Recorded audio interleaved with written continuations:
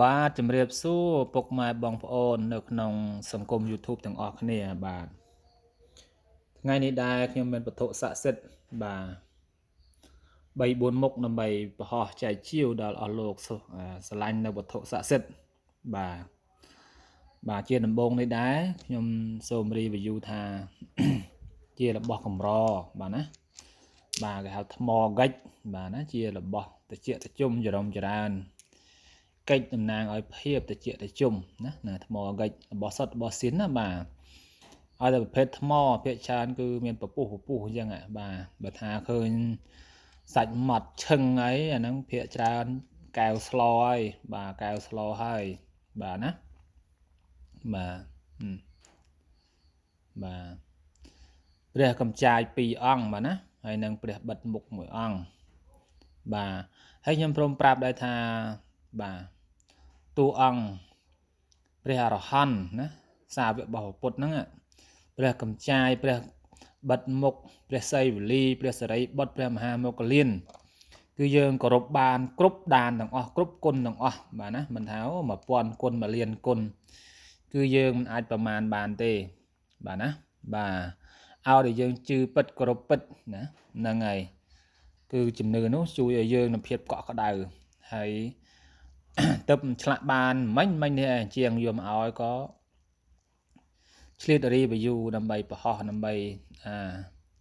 ចែកជាវដល់បងប្អូននៅឆ្លាញ់នៅវត្ថុស័ក្តិសិទ្ធិបាទណាបាទឆ្លាញ់ពេញចិត្តអាចចែកជាវបានណាថ្មហ្គិចឬក៏ហៅត្បូងហ្គិចបាទណាជារបស់ត្រជាក់ត្រជុំបាទបុរាណចូលចិត្តប្រើគោរពថែរក្សាណាពួកហ្គិចនេះបាទជនជាតិគេក៏ដោយគេដាក់តាមខ្លួនដើម្បីតំណាងឲ្យភាពត្រជាក់ត្រជុំនិងបន្ថែមនូវជាតិទឹកណាហ្នឹងហើយព្រោះហ្គិចនេះគឺយើងថាមើលសារតែជាតិទឹកបាទចឹងហើយបើយើងខាន់លាបប្រេងច័ន្ទឬកមូនអីដែលសពូនដល់ពេលយើងលាបទៅភ្លឺសាច់ស្អាតតែម្ដងបាទណាពីអង្គនេះបាទណានឹងពូននៅព្រះកម្ចាយខ្នាតទូចប៉ុនម្រាមដៃបាទស្អាតណាបាទ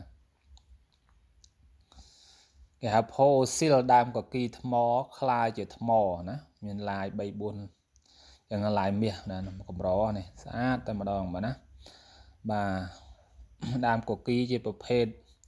ដែលទេវតានៅគឺថាគឺកាចតែម្ដងបាទកាចដើមកគីនេះបាទប្រសាក់យោះគេធំអញ្ចឹងណាអញ្ចឹងយើងទៅដើមឈើណាក៏ដោយទៅភ្នំណាក៏ដោយទៅកន្លែងណាក៏ដោយកុំហាវព្រាយបីសាច់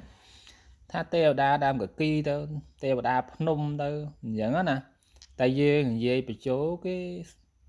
ចូលចិត្តស្ដាប់នឹងឯងតែយើងប្រអាប់គេខឹងនឹងឯងបាទអញ្ចឹងយើងហាវអញ្ចឹងទៅបាទទេវតាដើមនេះទេវតាដើមនោះទេវតាភ្នំហ្នឹងណាទេវតាទឹកទេវតាដីហ្នឹងកុំហាវគេព្រាយគេខ្មោចចឹងគេខឹងបើយើងមិនដឹងថាមនុស្សហ្នឹងវាមានច្រើនប្រភេទណាបាទវាមានច្រើនប្រភេទដែលយើងមិនអាចរាប់បានទេតែយើងឃើញហ្មងបានដឹងថាអូណោះយើងមើលតែមនុស្សយើងទៅដឹងអីបាទអស់លោកណាដែលមិនដែលឃើញណាមើលតែមនុស្សយើងទៅរកពិសុំទៀនបាក់ដៃបាក់ជើងខ្វេះខ្វង់ងឹតភ្នែកពិការភ្នែក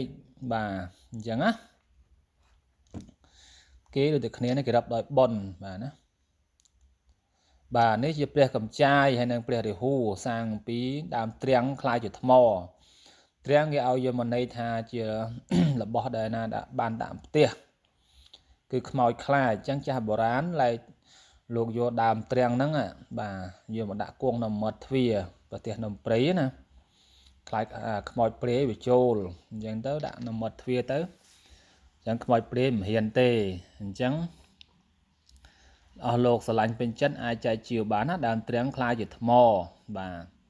ហើយមួយយ៉ាងទៀតនេះគឺព្រះរាហូតំណាងឲ្យមហាអំណាចណាហើយយន្តអថ័ន្នហើយយន្តស្ដេចអថ័ន្នគឺគេហៅថាអ្នកមគ្គពតិណាជើង4នេះគឺគេថាផ្គុំធាតុឬក៏ប្រជុំធាតុណាយន្តអថ័ន្ននេះគឺតំណាងឲ្យការពារខ្លាំងហើយនឹងមានលៀបហើយនឹងស្នេហ៍នឹងខ្លាំងតែម្ដងអញ្ចឹងណាបាទរាហូមហាអំណាចខ្មោចព្រាយនេះក៏ឃើញចែកជើងគ្នាព្រោះគ្មានណាធំដូចលោកទេបាទអុបគេហៅថា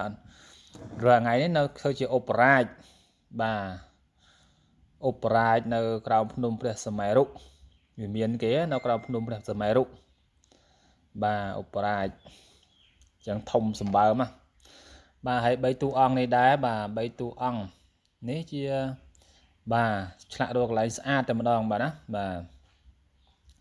គុជកឌៀคล้ายជាថ្មណាបាទគុជកឌៀឬសម្បុកកណ្ដៀឬគេហៅថានាងលាក់បាទអញ្ចឹងណាបាទ3តួអង្គមានព្រះភិក្ខណេតព្រះក្បាលដំរីនិងព្រះអង្គបិទមុខបាទហើយនឹងព្រះអង្គអ្នកប្រក់ពុទ្ធយើងហៅថាអ្នកប្រក់ពុទ្ធបើអ្នកប្រក់ពុទ្ធចឹងណាក្បាល7បាទកឌៀគឺខាងរស់ស៊ីឡើងពូនដូចកឌៀអញ្ចឹងបាទយកឧបកិច្ចថាអញ្ចឹងអ្នកដែលបានពាក្យបានថារសានោះរស់ស៊ីចិត្តតែឡើងចិត្តតែពូនដូចកឌៀអញ្ចឹងបាទតែយើងរស់ស៊ីហ្នឹងយើងសំខាន់កុំភ្លេចការរិះថាមការចាយវាយហ្នឹងហើយចង់ឲ្យមានឲ្យបានហ្នឹងគឺសំខាន់ការរិះថាមការចាយវាយហ្នឹងទៅត្បិតរិតឲ្យមែនទែនកាលណាការចំណូលយើងវាបានតិចចំណាយយើងវាច្រើនយើងមិនអាចសល់បានទេអញ្ចឹងយើងត្រូវតែគ្រប់គ្រងការចំណូលចំណាយនឹងបានយើងមើលឃើញសល់តិចសល់ច្រើនទេមានអនាគតយើងដឹងខ្លួនយើងហើយបាទអញ្ចឹងណាគុជកណ្ដៀតំណាងឲ្យមានបានរស់ស៊ីពូនដូចកណ្ដៀអញ្ចឹងបាទហើយនឹងជានេះព្រះទីទេពណាព្រះទីទេពព្រះក្បាលដំរីនេះតំណាងឲ្យភាពតិចតិជុំច្រំច្រានដោះស្រាយបញ្ហាទាំងឡាយបានដោយបំណងអញ្ចឹងណាហើយពុទ្ធឬក៏ព្រះអង្គបាត់មុខនេះគឺដូចខ្ញុំនិយាយហ្នឹងគោរពខាងអីក៏បានណាបាទគឺគុណពុទ្ធពធប្រសង្ឃនេះបាទប្រមាណមិនបានទេបាទរកមិនត្រូវទេណាបាទ